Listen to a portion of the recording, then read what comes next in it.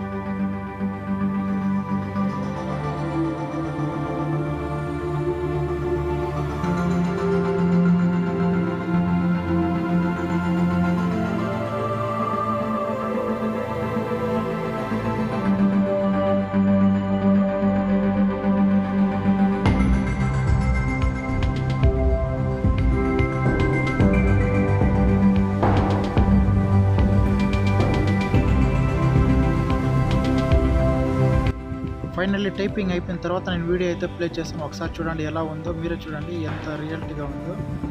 దీనికైతే ఎటువంటి ఎఫెక్ట్స్ అయితే నేను వేయలేదు, కేవలం ఎడిటింగ్ చేసి నేమ్ టైప్ చేసి అలానే ప్లే చేసాను. అదైతే సూపర్గా వచ్చింది. ఇప్పుడు తర్వాత ఏం చేయాలనేసి మీరు చూడండి ఏం చేస్తాను. మనం ఎడిట్ చేసిన వీడియోని అయితే ఎక్స్పోర్ట్ చేసేయాలి.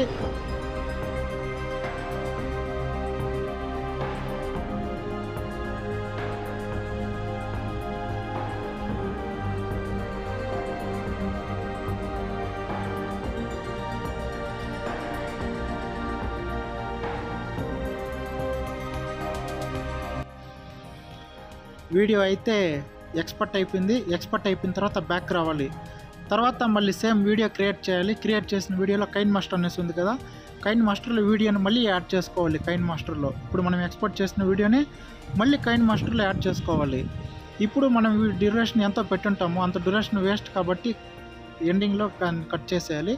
తర్వాత ఇక్కడ ఫస్ట్లో నేమ్స్ రావడానికి కొంచెం లేట్ అవుతుంది, దాన్ని కొంచెం కట్ చేసుకోవాలి. ఇప్పుడు నేమ్స్ అంతా మనకి పెద్దదిగా రావాలి, కొంచెం చాలా స్లోగా వెళ్తుంది అది కొంచెం మనకు స్పీడ్గా పోవాలి. అందుకనేసి నేను ఏం చేశానంటే వీడియోని అయితే కొంచెం జూమ్ చేసుకున్నాను. జూమ్ చేసుకొని దాన్ని అయితే మిడిల్కి కొంచెం అడ్జస్ట్ చేసుకున్నాను. మిడిల్కి అడ్జస్ట్ చేసుకున్న తర్వాత దాన్ని కొంచెం స్పీడ్లో వేసాను. ఒకసారి చూడండి మీరే ఏం చేస్తున్నాను.